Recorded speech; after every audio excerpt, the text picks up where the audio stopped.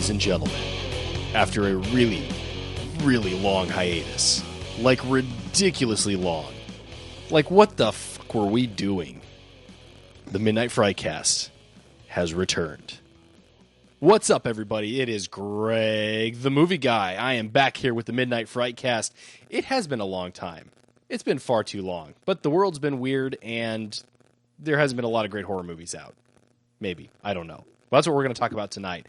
I have got the one, the only, Joshua on the line with me. You know what's really funny is a year and change of not doing this, I still don't have and Josh. We've got the Doctor of Filmonomics and the Scream Queen and the Doctor of everything else, and we've got Josh. It's just it's so vanilla. All right, but it's cool. So that's one of the things that we're going to change once we get rolling, is we are going to hunt to find you a doctorate title. Yeah, I'll get there. One day I'll earn my degree. Oh, it's not today. It's not today. We're back, and Josh and I are doing a little specialty episode here, something to appetize, get the motors running, the gears flowing, the oil and the blood flowing, if you will, on how to do a podcast, because it kind of got rusty for me. I kind of forgot. Yeah, basically, this is just like us trying not to suck when the four of us get back together. Right. It's a practice session. And speaking of sucking, I was going to set a timer so that we could keep a time limit on this. Guess what I forgot to do? You didn't set the timer, did you? I did not set the timer, no. Actually, that's all right. I've got kind of a timer here on my recording device, so I'll go off of that.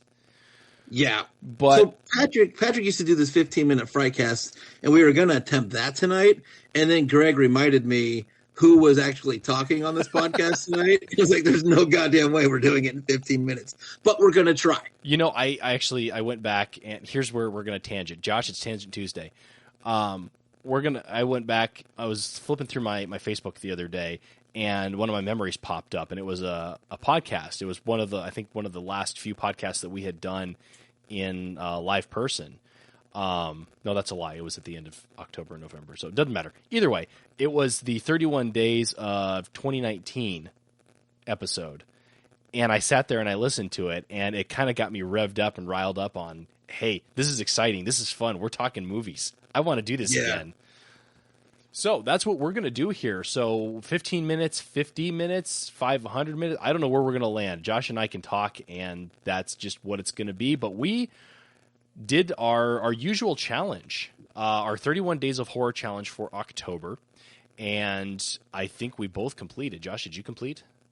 I did. I was so happy to finish, and I did it I think I finished. It was 31 days. It was 31 full days, and it was real close. It was real close to not finishing it, but I was able to squeeze them in there. Awesome.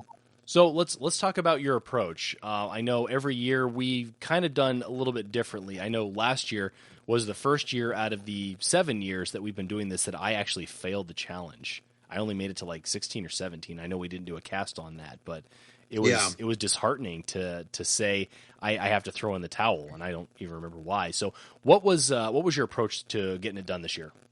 Well, first of all, kudos to us because you reminded me that we've been doing this for 7 years, right? Which I don't know if that's like super awesome, like good for us, or like the saddest thing on the planet. But right now I'm saying kudos for us, because 7 years, that's a long stretch of a challenge, honestly, that you go, oh, you just have to watch 31 movies. That's all you have to do. Yeah, it kind of, yeah. But that's easier said than done. Like packing in 31 horror films in 31 days when you are just busy as like just ever is not that easy. I was watching movies at work on my lunch break and then starting another movie at, midnight, just to try to pack these all in. So anyway, kudos for us. My approach. I had my eyes on a lot of horror films this year and purposely ignored them just so I had the content of for the 31 days, because my goal is always to try to watch 31 new films for the horror challenge. Not only because it kind of completes two goals. This is where Greg's like 15 minutes, motherfucker. It kind of completes two goals because it gets my 31 days in, but it also like kind of sets me up for when we do our top 10 episode at the end of the year. And I want to make sure I watch as much content for that year as possible. So my approach this year was to go back starting in January and find as many 2022 films as I could possibly find. And so I made a list. I made a 31 movie list of 2022 films. Now, with that said, I had cheat films in there also. I call them cheat films because, like, if they're just a movie that I just know I'm not going to get to because I don't have time, I know I can just throw on one of my quote-unquote cheat films that I've already seen, and it can be background noise. But I only had like 4 of those. So I did have some cheat films, but mostly I had all 31 2022 films. So that was kind of my approach. I made a list of just the 2022 films that came out and tried to get through as many as I possibly could. It was fucking hard. You fared a lot better than I did on that realm. My approach this year was I want to complete the challenge again. Last year, having to duck out at 17, or actually I've got the list pulled up here. 18, so close enough. Having to duck out at 18 films, knowing that I could have done better, but for whatever reason I just didn't, was disheartening. And actually, this year was harder for me to complete the films, which makes me look really bad last year because I don't know what I was doing. For those of you that don't know, I welcomed my wife and I welcomed a beautiful baby girl into the world back in May. And so I've been living the life as a father for the last 5 months. Dear God, I am tired. Just fucking tired. But somehow I managed to complete the challenge and then some actually this year. So my number one goal was to actually complete the 31 days. And after that, I fall into that same realm of I want to watch the new stuff. I want to see what else is out there. I renewed my subscription to Shudder. Thank God, because I wouldn't have completed this had I not done that. And I still follow my same thought process or my same process of it's a holiday. And there are certain movies that I have to watch around this holiday. It's like Christmas. There's movies that you have to watch around Christmas because it's tradition. So I have a bunch of movies that I like to watch around the Halloween season, and those are a part of my list. Yeah, it's not a true brand new 31 Days of Horror list, but I'm not Patrick. I don't have the time to sit there and research a whole bunch of brand new movies. Plan them out to the day and watch them because I have nothing else to do. That dude's never failed a 31-day horror challenge. He has not. It's once, not ever. He's a good guy to aspire to be like when it comes to this.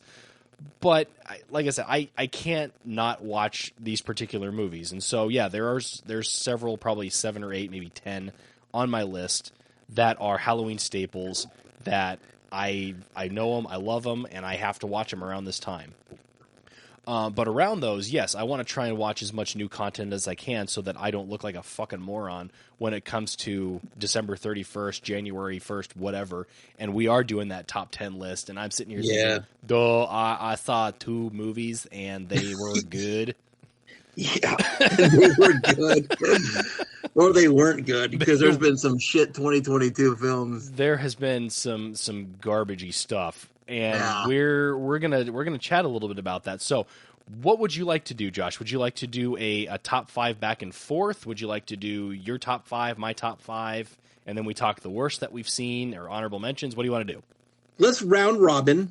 Let's start with honorable mentions. Okay. And then go from there. We'll go like honorable mentions, and then we'll do bottom, and then we'll do top, because who doesn't want to finish on top, right? I actually like finishing on bottom, but that's just me. Oh, you know what? Moving along.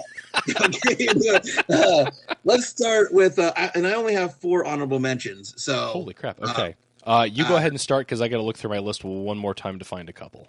Okay, do you want a round robin, or you just want me to go? Go ahead and start. I've got one that I can go off of, and then I'll go from there. Fantastic. The first honorable mention, and again, these are films that like they just didn't make into the top 5, but I would totally recommend all 4 of them to people. One of them I know you're going to be like, are you fucking kidding me? I already know it's on the list. But these are 4 films that I would totally recommend to people. 3 of the 4 are super easy to find. One's coming out, I think it's dropping on Paramount on November 15th. So the first film in my honorable mentions list is on Netflix, and it was a film that was not on my original 31-day list, and I was just kind of scanning through Netflix and looking for something, and I landed on a film called Old People. And you go, why would you watch a horror film about old people? I'm telling you, dude, this movie kicked. Like, it started, like, you know, a lot of these horror films, they start with like an opening sequence, an opening kill, whatever.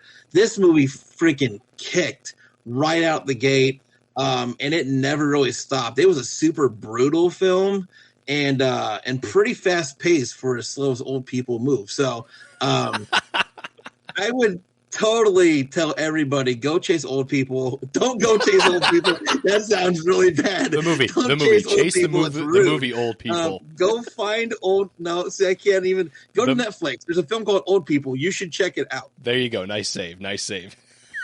Go chase old people. Oh my god. All right. So actually, I'll stay in the realm of Netflix as well. There was a movie that dropped. I think it was early to mid September. It's not one that looks like it would be like your typical type horror film, but it looked interesting enough for me to check it out. The movie was called Day Shift. Jamie Foxx is in it. Yeah. Snoop Dogg is in it. Shoot, I can't think of his name. Dave Franco is another part of it, and it's stupid humor horror movies, and it's entertaining. And that's why it landed on my honorable mention, because it's a fun watch. It's a good for a one watch. The story's not super convoluted, but it's action packed, and what they do with it is actually pretty decent. So that was one that fell onto my honorable mention. You recommended that film. I remember you reached out and said and asked if I had seen that yet, and it's on my my list for Netflix. Horror comedy, probably. Is it like horror comedy? Horror action comedy. Or actually coming, okay. Yeah. I definitely still want to check that movie out, though. So I there's a film that, again, I had been chasing. It made the festival rounds. It hit like every like big festival. Got a pretty big release on Hulu. And it's a film called Hatching, and it's really fucking weird. It's incredibly weird. And I don't know how to really describe it without giving it away. The weirdness of it. And I totally tell people to go watch the film, because it's just like I watched this film and I was like, Maddie would fucking dig the shit out of this movie because it's so goddamn weird. And to me, she just likes weird shit. Yep. And she likes The Void. She likes weird shit. But it's about this girl that's like, she's walking in the woods one day, and she finds this like abandoned like bird egg, and she picks it up and she takes it home, and she puts it under her pillow, and she sits on it, and she keeps it warm. And, when she goes to school, she still kind of packs it in. So it's just, it's positioned to hatch, and this weird fucking bird hatches out of it. And from there, things just get even weirder. It's one of the weirdest movies I've ever seen in my life. And again, I've seen The Void. I'm going to fight Maddie. So, yeah, I would tell people to go watch Hatching. It's just so incredibly weird, but it's really great. It's really good. The ending's like really sad. It's kind of a bummer ending, but and it's here's the thing too. It's dubbed. So like The first like half of that movie is like dubbed, and it's really kind of weird how it's dubbed. And the second half of the movie is not dubbed. You just have to like read the Subtitles. Subtitles. So it's kind of a weird drop on Hulu, but it didn't bother me as much as I thought it would. So Interesting. catching. When we start kind of get rolling with the FrightCast, I wonder if we could throw that in there to see, just have, or at least to have Maddie watch it just to get her opinion. Oh yeah, for sure. The film that we're watching for the first kind of kickoff for the four of us, I'm going to be real curious about her opinion. Absolutely, because it's like, yeah. Oof. Okay, so next on my honorable mention, just for the record, we are at 17 minutes, so 15 minutes went bye-bye. Well, shit. I told you we were going to run long. Honorable mention. So my next entry for the honorable mention was one that came up on Shudder, and I had a tough time tossing this back and forth between my top list and the honorable mention. And I think it sits good in honorable mention because I need to go back and revisit it. It's one of those movies that I've been thinking about since I've watched it, because I can't make heads or tails of how it went, but I enjoyed the movie. That movie is called Sissy. Yeah. And I know you watched it. I did. I don't know where to go from there. It's a good movie. It plays with the normal tropes of who's your main character, not your main character, who's your protagonist, who's the antagonist, and I won't talk too much about it because I don't want to give a lot of it away. But I was flip-flopping back and forth on the main character, on whether they were the protagonist or the antagonist, just because of how things played out.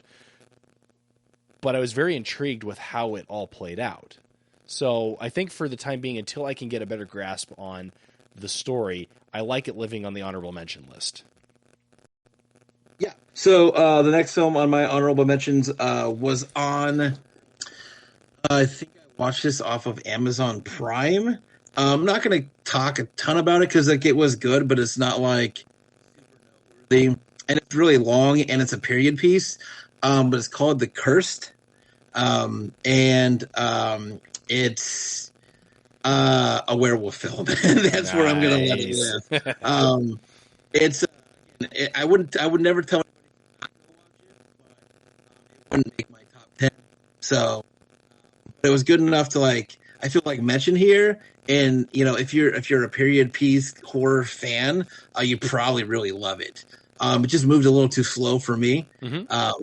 But I felt like if my brain would slow down for 5 seconds, it would have really kind of dug this movie. So excellent. The Cursed. Okay. So last on my list was a rewatch, but it's a movie that's kind of grown on me since I had first seen it. As another film, another Shudder original called The Mortuary Collection. It's an anthology film. Follows a young girl who stumbles into a mortuary, meets the I guess you call him the Undertaker? No, not an Undertaker. I don't know what you call him. Caretaker, whatever you want to call him. Yeah, that's probably fair. I haven't seen that yet. It's worth a watch. You know, I know you're not a huge fan of anthology films, but there's plenty of weirdness in there. It's dark, it's creepy, it's shot incredibly well, beautifully shot, and it has a very intriguing and I think satisfying ending. So it's a good honorable mention list one. Cool. Yeah, honorable mention film. And this is the one Greg is just going to be like, are you out of your goddamn mind? Here's why this movie is kind of extra special for me, because I took my daughter to it. Yes. And she's kind of my horror film kid. So that's pretty cool to have one of those. I was the cool parent because all the other parents told their kids no. So I wasn't sure if I was like the cool parent. I was like the really bad parent that's just like, you idiot, you took your kid to a horror film. But I took her to a film that she wanted to see called Smile. And I actually enjoyed it more than I thought I would. When I watched it, it had very clear tones of like The Ring, and which I really really dug, and It Follows, which I really really hated, really hated with a passion. I've talked about that on past FrightCasts. I hate that fucking movie so much. But Smile had very much those tones to it, and you know, it was about like, here's the thing, it was like 2022 was like the year of like mental health and horror. Oh, and I have a couple of films on my list that I kind of feel like follow that same kind of you know, path. Is it's a lot of mental health, which is a big topic right now, in horror, just in life in general, mental health. But like, films are kind of, you know, packing a lot of that in lately, and so Smile was kind of like that same thing. It was kind of like a mental health kind of issue going on in that film. But you know, the lead actress is fantastic in that movie. She's really really great, and there is a jump scare in that film that even got me. And I generally see them coming, but there was one that I was like, God damn it. And there's one part. Go ahead, Greg. Can I ask which one? Yeah, so it's the very first jump scare in the film. So she's sitting at the computer, like listening to a recording. She's keeps kind of going back and listening to the recording, and there's like a camera.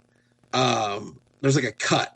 And there's this like a girl sitting right next to her as she whispers something. Yep. Okay. It's the cut though. I know. The cut and the combination of everything that I was like, God damn it. And that got a big jump. I went. That's the thing too, is I went in the theater that was full, and it was full of like shitty like teenagers and stuff. But it was all jump and all like laughs after the jump and screams. And that's like, it's fun to watch a film like that with an audience like that. Right. Even though they don't get off their phones and they don't shut up, the reactions are fun. So anyway, Smile kind of held a nice little place in my heart this year because my daughter went with me. So that's awesome. That's awesome. Way to go. Way to go for that. I wasn't a big fan of the movie. I loved It Follows. I know you and I should probably have like a battle royale or a head to head on why we felt the way we did, but I enjoyed how It Follows played out way more than Smile. I feel like Smile kind of copped out, and I won't go too far into it, but that's awesome that it landed really nicely for you on your honorable mention. Yeah. Excellent. All right, well, let's jump into our top 5 here because I'm kind of itching to chat on these. I think we may have a couple similar ones. Do you want to go top 5 or do you want to hit up the bottom 5 first? What do you want? I don't care. All right, let's do the bottom 5. Let's just. Are you sure? It's cool. I just, you know, want to end on the happy place. But I have happy films on my. I will tear the shit out of my bottom 5, and that's cool too. So okay, let's go top. Let's go top 5. Let's do it. Okay, let's rock and roll. Let's do that. All right. Living, and this is in no particular order. These are just the 5 best that I happen to see on my list. One that dropped out on Hulu. I've heard a lot of good things about it.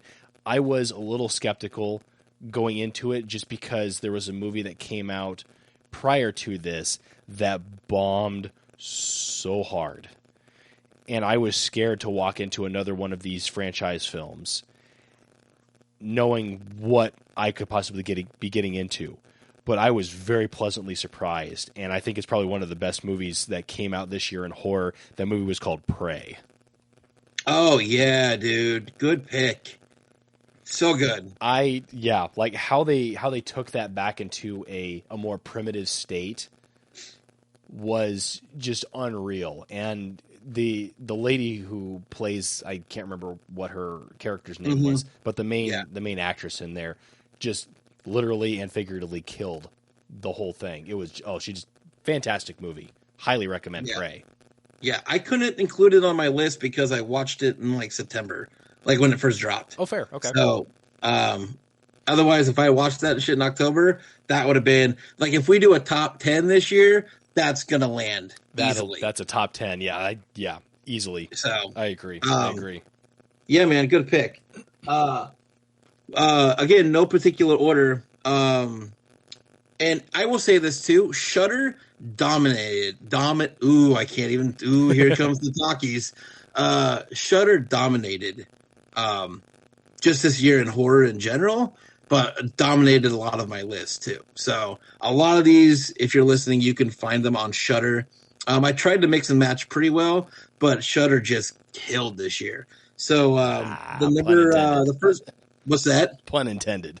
Yeah, right. The first film I'm going to throw out there was a film that I first heard about on another podcast. It's called Revealer. And it's about a girl that goes to work in what do you call it? Like she basically dances, but she works in like a nudie like a strip club. Well, not a strip club. You put a quarter in, and the door raises up, and then they dance behind the glass thing. You know what I'm talking? I don't know what the fuck they're called. Yep. Like a peeping booth. Yeah, I think that's what you call it. I've never been there before, so I don't know what the fuck they're called. But anyway, she works in one of those, and she goes to work one night, and basically this zombie apocalypse happens when she's at work, and it's her and one other person trying to basically survive while being trapped in this like behind this glass booth thing. It moves really well though. It's really interesting. It's a new take on a genre that's like super played out, and I enjoyed it. And the tones and the colors and everything, the way it's shot is fantastic, and I enjoyed it quite a bit. So Revealer on Shudder. Excellent. Yeah. I was actually surprised because there's a lot of movies that I happen to catch on Shudder that I only put one Shudder movie on my list. And that was Sissy, right? No, it's actually the next one that I'm going to mention was a recommendation from you, and that movie was called Deadstream. Oh yeah, Sissy was on your honorable mentions. Yes. Deadstream, yeah, fantastic, yeah. I really enjoyed that. I didn't know what I was going to get into, and right out of the gate, I'll be perfectly honest, I was turned off when I found that this guy was one of the social media YouTube influencers who's got all the graphics, and he's talking really loud, and he's doing all the crazy stuff to make the fans happy, and doing all this, that, and the other thing. And I thought, Jesus Christ, another fucking one of these assholes. Obviously, I know it's fictional, but it's still one of those guys that that there's like 50,000 of them out there trying to do exactly this, trying to get their name out there, trying to be famous. If that's you, God bless you. I hope you succeed in doing whatever you're doing. You're not going to get a subscription or a fan or a follow out of me because I find you friggin' annoying. Okay. Move on to the movie. We see this guy go into this supposed haunted house because that's what he does. He does dares. And it's really, for a found footage film, I don't say it a lot, it's done very well. And you want to care about this guy, but you love every second that he is in that house. And I won't go into it obviously too far because I want you to see the movie. But I really enjoyed that one, Deadstream. It was really cool because I watched that film. Again, that was not on my original list. It was just a random pick that substituted for another film. And when I was watching that movie, I was like, Greg would really dig this film. Like, I'm going to tell him, and then I'll be like, I'll just eat shit if he hates it. But I was like, there's no way Greg doesn't dig on this shit. So, Deadstream. It was solid recommendation. I appreciate that. Well, since we're talking about recommendations, we'll go from recommendation to recommendation. Top 5 on my list. I really enjoyed Sissy.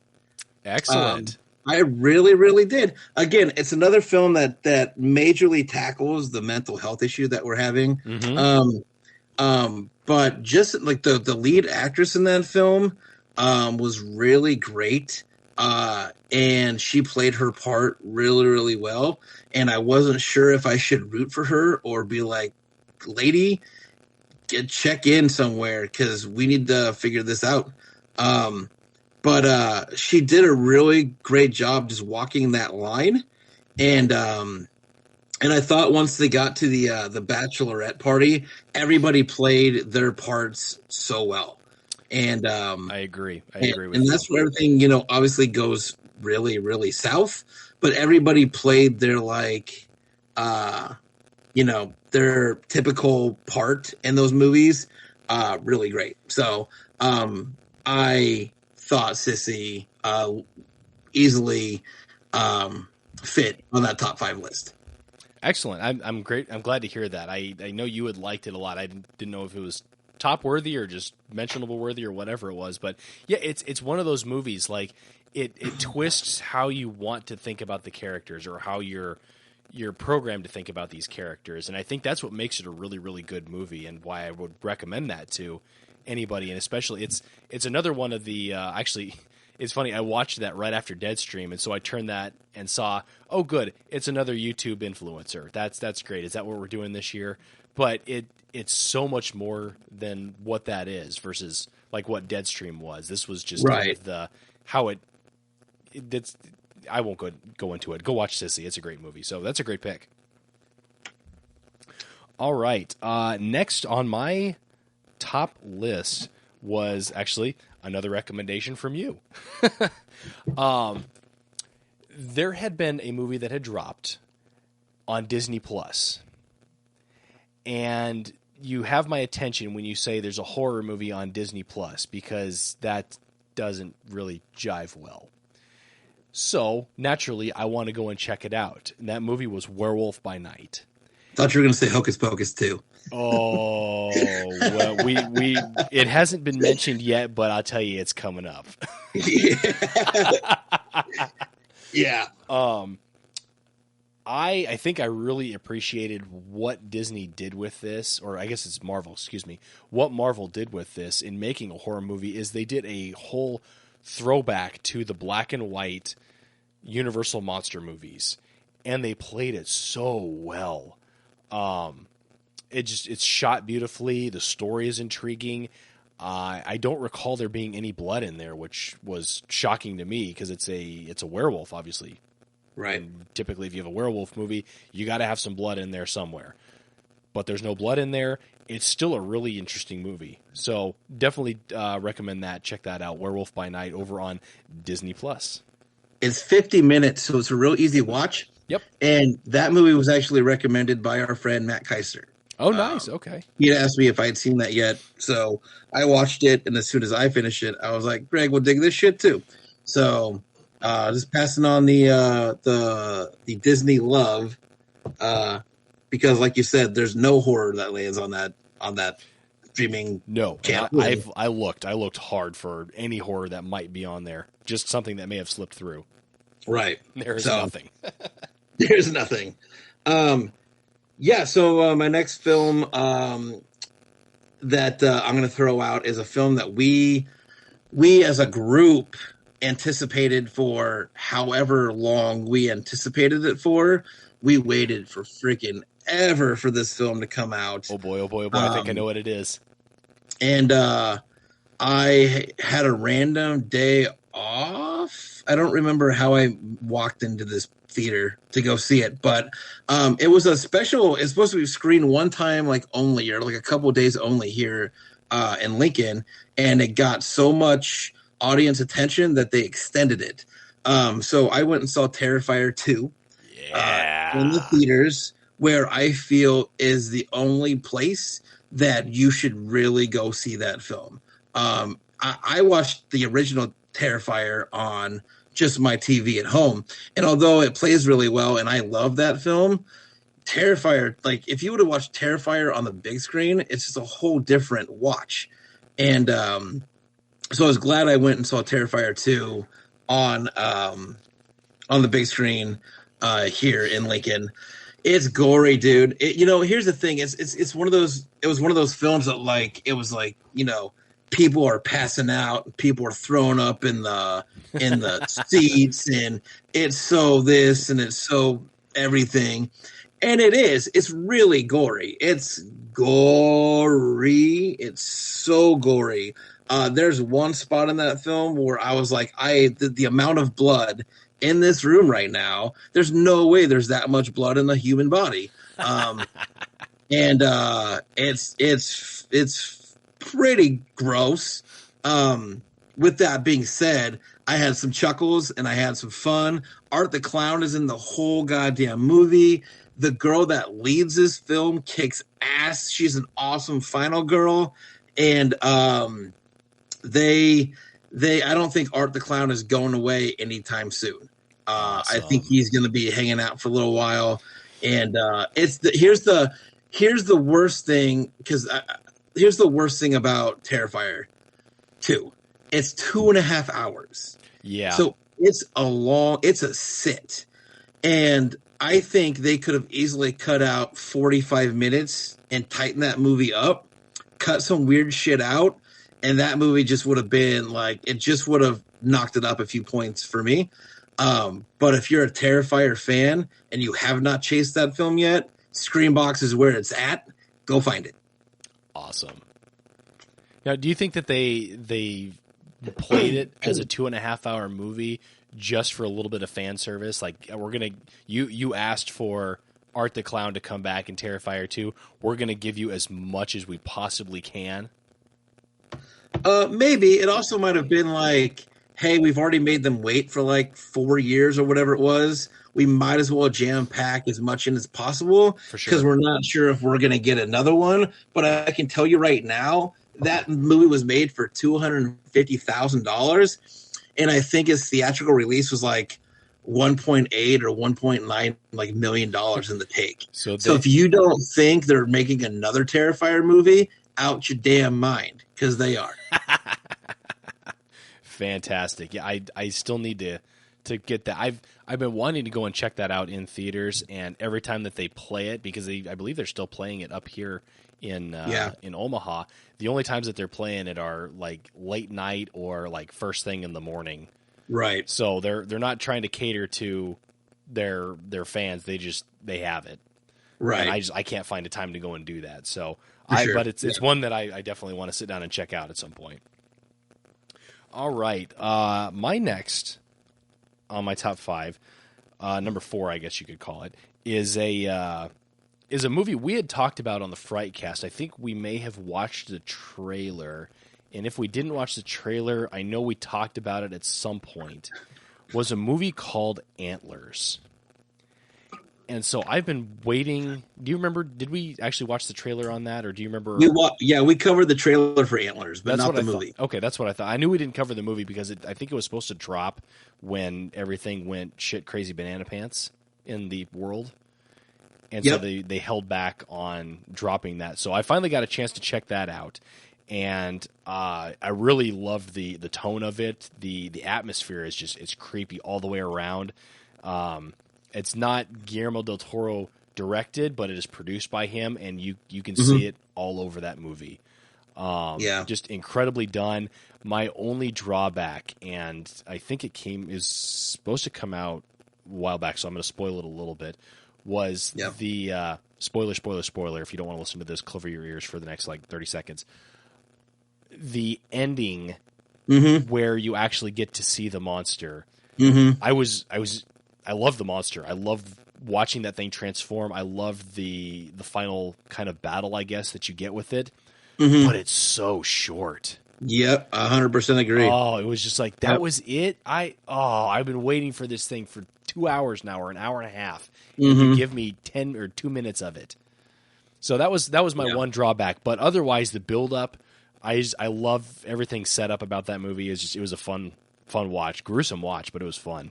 Yeah, Kerry Russell is really great in that movie, and I haven't seen her in a lot of stuff, but she's really great in that. And the boy that plays the main boy, the main kid, he's also really, really great in that film. I agree. Yeah, he makes that movie. Absolutely, he does. So, good pick. That's a great movie. So the next film I'm gonna cover is a film that we're actually gonna cover on the FrightCast.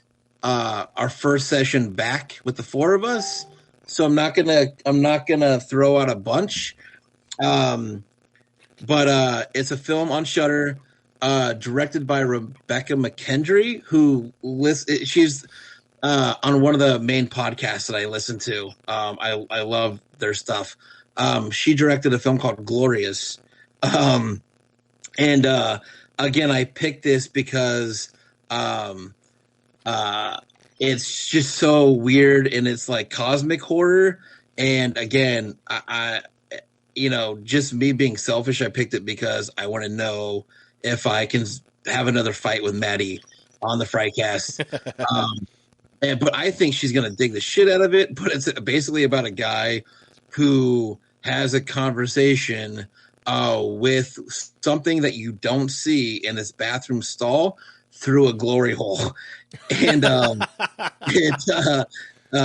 it's very like, it moves a little slow. It takes a little bit to kick, but it's pretty entertaining. And I dug it. And I'm going to keep it at that because we're going to do a whole like coverage of it on the first episode back for the Midnight FrightCast. So check it out then. Wonderful. Yes, you have my attention now. That's very interesting.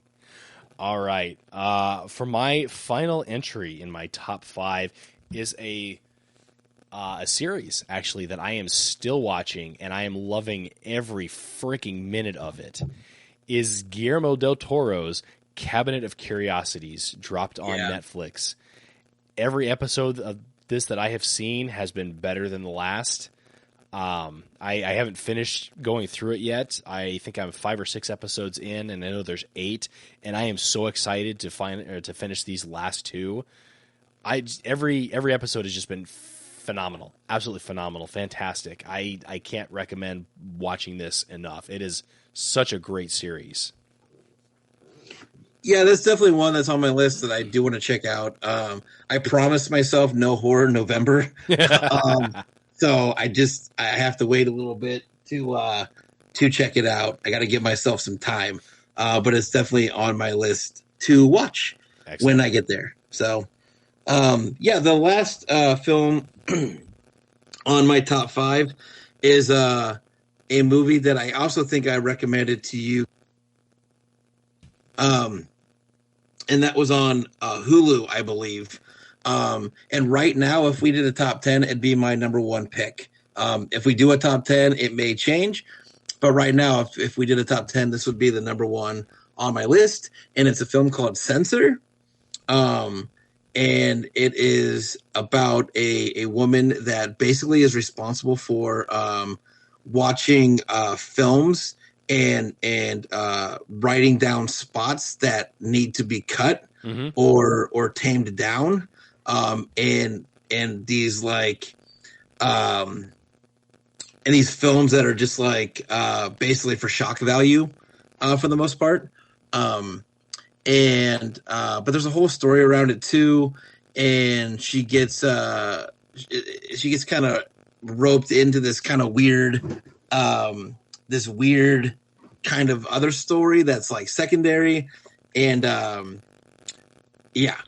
it's a great film. It's really well acted, and it's a great story. And it starts kind of slow, and you kind of wonder where it's going to go. But if you give it a little bit, it kind of shows you where you think it's going to go. So, sure. And it definitely pays off. So, Censor is a really great catch. Again, on Hulu. Excellent. Okay, I'll put that on my list and catch that if we end up doing a top 10 or just wanting to watch a great horror movie. All right, we're at 45 minutes, Josh. We've what? We're at 45 minutes. Yeah, I told my wife 15 minutes, and I think in fairness, she did call bullshit on me. So, I think we know ourselves better than we think we know ourselves. All right, that's all right. Let's finish with a bang. Let's rip into some movies and talk about the worst that we've seen. What do you got? Time to scrape the bottom of the barrel. And scraping is what I am doing with these movies because they're rough. So I'm just going to go from 1 to 5, although it's no real particular order. The first film on my bottom 5 is a film that I wanted to love so much, and it broke my heart, so we can eat my ass. I hate it now so much. It's a film called Barbarian. Yes. That again, I wanted to love so much, and I saw it with a couple people. I saw it with a group of people, and real quick, plug away from the FrightCast, Smile, Barbarian, and another film that I'm going to cover. I did all these reviews with Matt Keister over on Outpost Unknown, their YouTube channel. Oh, nice. And they're all up, so you can get full reviews of those movies over there if you go check it out. And they got a bunch of content. So anyway, back to over here to the FrightCast. Barbarian, the first, and you watched this too, Greg, right? I did. Okay, so the first 45 minutes of this film is really great. It sets up like it's these two people that get rented basically the same bed Airbnb, and they kind of like there's a guy there, and he's like, you can stay here if you want to, it's cool. And you think like this guy is going to be like, there's some weird shit that's going to go on with this guy, and I can't think of his damn name. Bill Skarsgård. Bill Skarsgård. Which one is it? Bill, the guy who plays it, or he plays Pennywise. Yes, yeah. Who's really, really, he's the best part of this movie, if I'm being honest with you. But he's really awesome. And they said the first 45 minutes sets up something that I think is going to be really great. And then it just takes a giant shit all over the audience.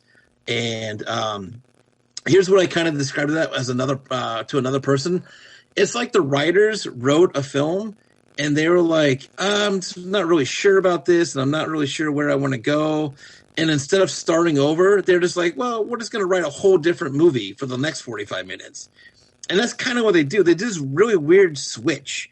And at some point, Justin Long shows up, who, to be honest with you, I watched Tusk. I dig Justin Long.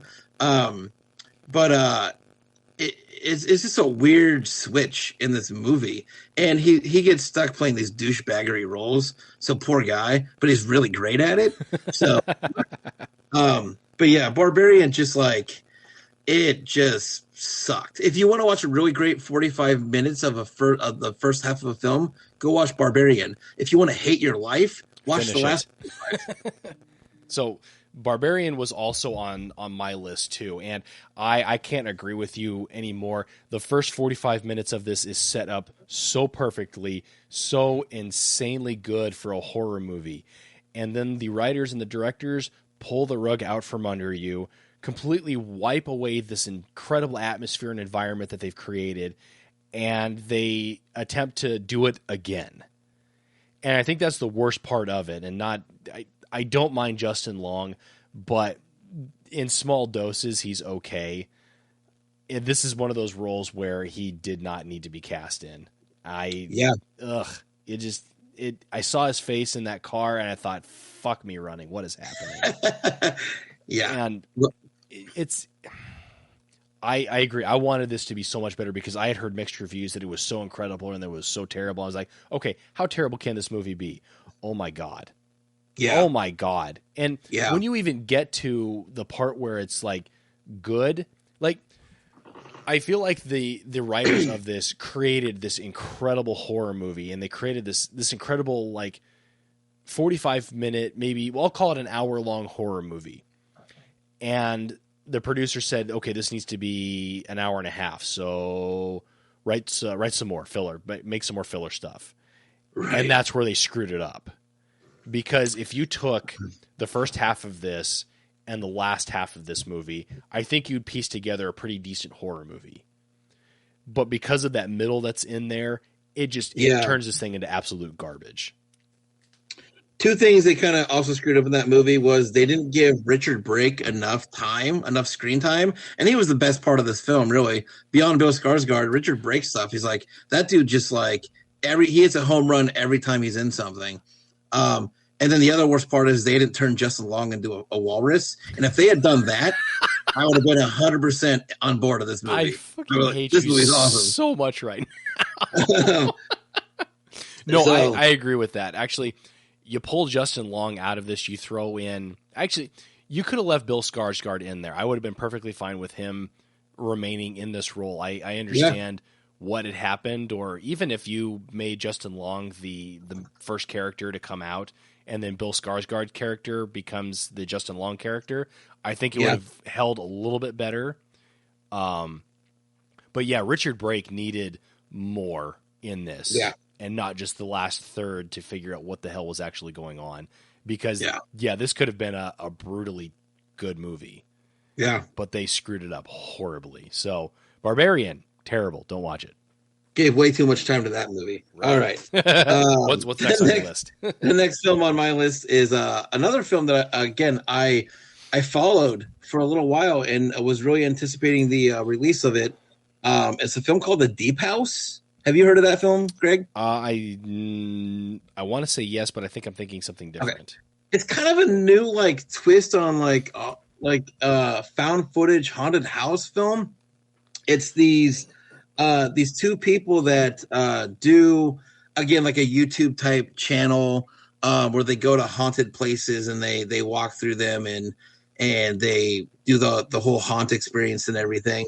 But they find about this house that is buried at the bottom of this body of water. I don't remember what it was, but it's this house is buried deep into this body of water, and so they put on scuba gear and they dive and they go through this house. Again, beautifully shot. It was incredibly boring.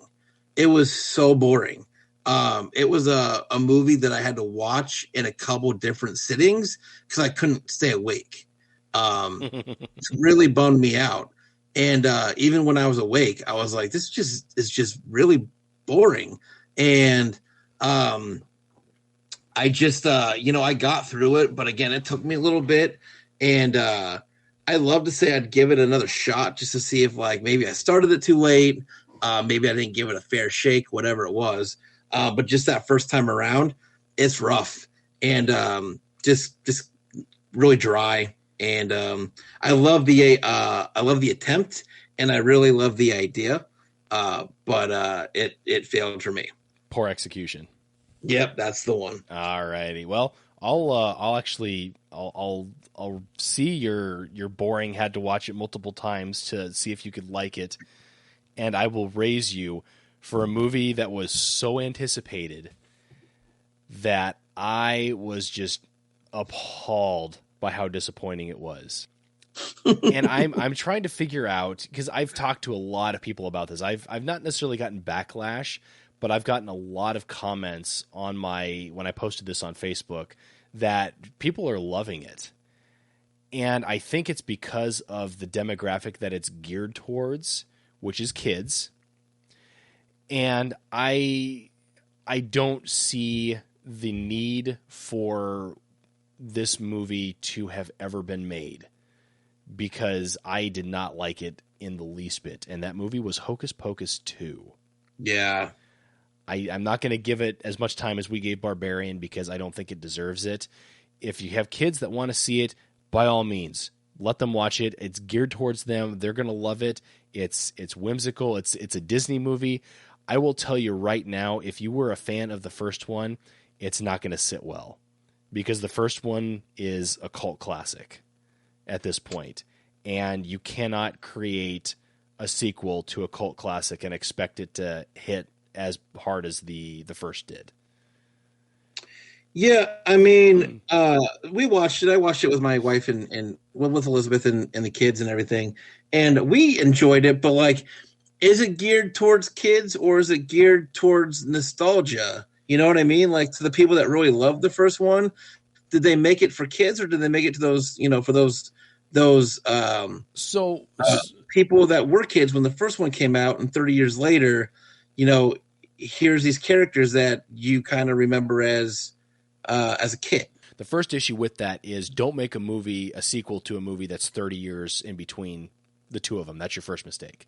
Right. Because the witches, that's awesome that you got Bette Midler, Sarah Jessica Parker, and Kathy Najimy back. That's awesome. They are not the same witches or the same characters that they played in that first movie. That is true. At all. So here's where Disney screwed up big time. And I'm gonna give this with a grain of salt because I know that there's people out there that enjoyed the movie. I don't want to take that away from you. You have every right to love this movie. This is why I didn't like it. Is because yes, Disney made this movie as a fan service film to those of us, myself included, who watched that movie, who watched the original Hocus Pocus back in 1993 and absolutely fell head over heels in love with that movie. But what they did was they dumbed it down. They watered it down to gear it towards kids because, yeah, you're making a movie that's called Hocus Pocus 2. The people who enjoy that first movie are going to, you're perking their ears up already because you're making a sequel to one of their favorite Halloween movies. But you're watering it down because you know that their kids are going to want to get into this, and you can't make a similar movie to what you made back in 1993 in 2022. So that's where I'm saying it's geared towards kids, but it was made as a fan service film for those of us that loved the first movie. Fair. Very fair. And I knew that was going to be on your list because I remember reaching out and asking you if you'd seen it yet. And then I remember your response the first time when you answered me, and I was like, oh, shit. Okay. Yeah. I guess. It's it's all forced. It's checking off checklists items of we need to bring this back from the first movie. We need to do this from the first movie. It's just hitting all those hot points of what made the first movie awesome and trying to make lightning strike again. And you can't do it. It doesn't work that way, especially after 30 years. 2 or 3 years, maybe. But 30 years, I don't think so. Did Emily hate it too? She was not as big of a fan as I think she wanted to be. Gotcha. She went to a Hocus Pocus 2 viewing party with a bunch of her girlfriends. Gotcha. And she came back and she gave me the meh. Gotcha. And she's bigger Hocus Pocus fan than I am. So gotcha. I knew I was walking into a bear trap when she said that. Fair, man. All right. My next pick, again, won't give it a bunch of time. VHS 99. I think this is the 4th installment of the VHS anthology. I remember the first one when it came out, and I don't think I saw the ones in between. So I don't think they're linked together at all, though. I think just VHS is the only kind of link, the title. But VHS 99, anthology film. I couldn't find one story in this film that I was like, this is awesome. Mm-hmm. There's like 4 stories in there. And I just couldn't find one that hit. I tried. There was a couple I thought that I was like, this could be kind of interesting. Maybe this will work. But they flopped for me. I did talk to other people that did see this film, and, they were able to pick out a couple. And I could see it. Where they would have liked these couple films that were in there. But for me, it just did not land. I really want to like anthology films. And for the anthology films to work, like, I just feel like you have to have, like, you can't have 8 films and 6 of them be turds. You know what I mean? Oh, yeah, absolutely. Absolutely. It's got to be a little, you could have a flop in there and that's fine. But when the majority of them just don't hit, it's rough for me. So there's an anthology film a few years back that came out. And now I can't think of the name of it, of course. But that's probably the best anthology project that I had seen. Scare Package. Scare Package. I was going to say, it must have been good if you couldn't remember the name. Yeah. Scare Package was really great. But yeah, VHS 99 didn't work for me. It's on Shudder also. So there's that. All right.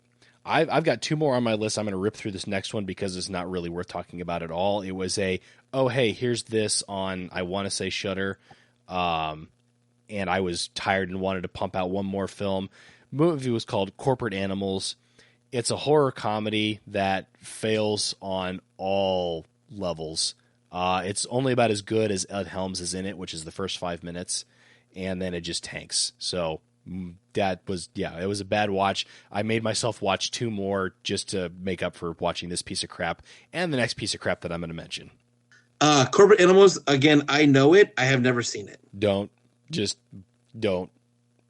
Gotcha. I also have two more. I'll bang through them really fast. Although they're the ones I want to talk about the longest, I'm sure down the road we will mention them again. So the next one on my list, I was the only one I think that I know, especially in our group, that watched and made it through the entire Munsters film. Yes. So Rob Zombie's The Munsters. I did watch it. It's not good. It's not good at all. I kept hearing from friends that it's just how bad it was. And I remember the trailer coming out and going, like this wouldn't be that bad. Like if he put it in black and white, this would be better.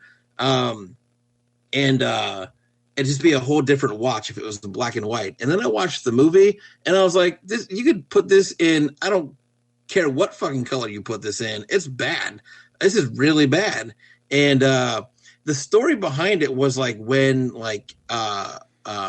Herman meets Lily. Mm-hmm. So I was like, okay, that's kind of an interesting take on it. And because you got to wonder, like, how are they going to make a whole like Munsters like full feature film? And so Rob Zombie like had like a decent idea behind it. He's got to break away from his casting. He's got to break away from those people. He's got to stop casting his wife. That's a big part of it right there. Oh.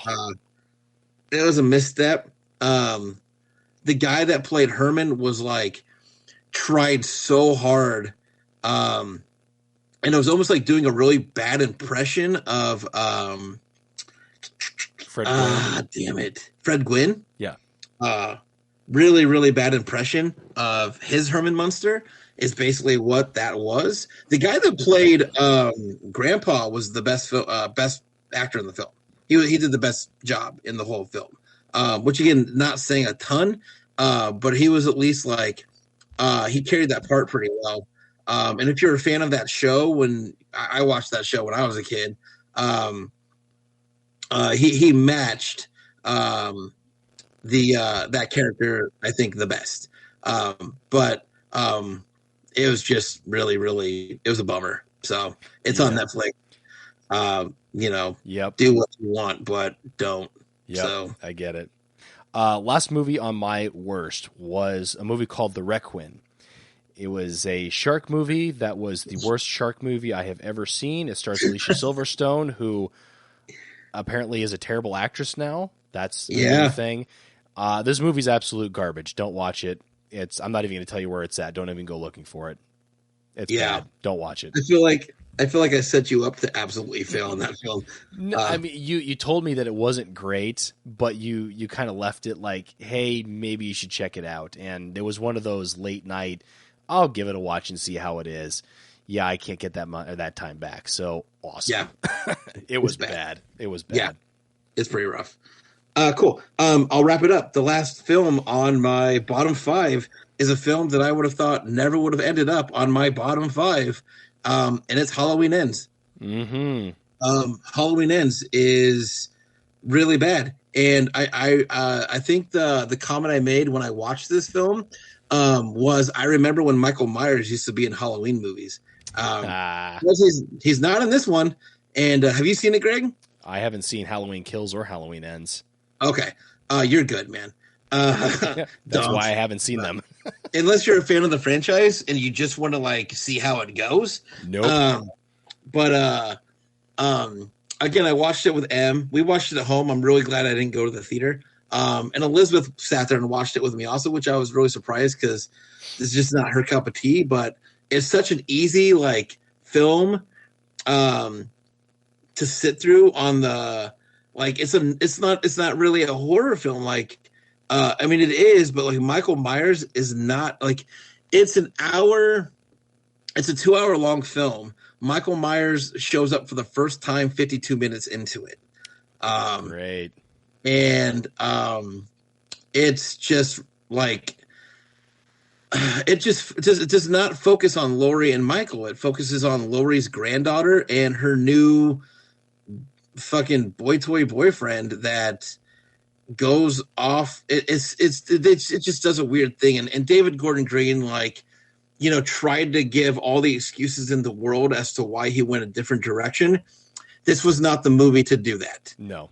This was not the movie to fuck with when it comes to trying to veer off in a different direction when you're wrapping up the last installment of a franchise that's been around for 40 years.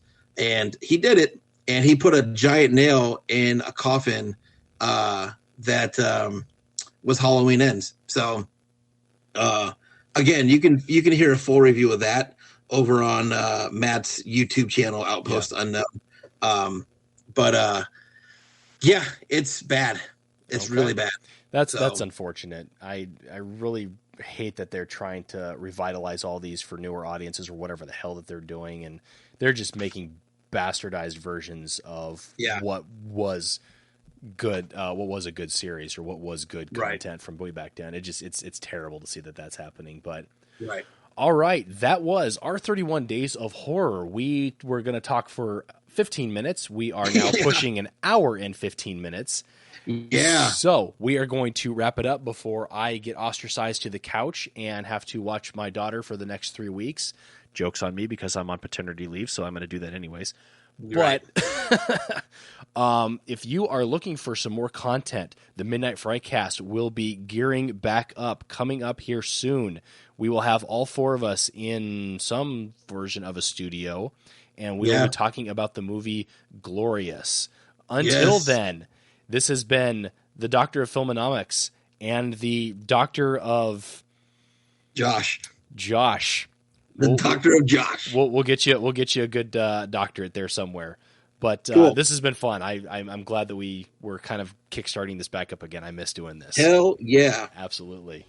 All right. Until the next time, we will catch you on the flippity flip. Have a good night.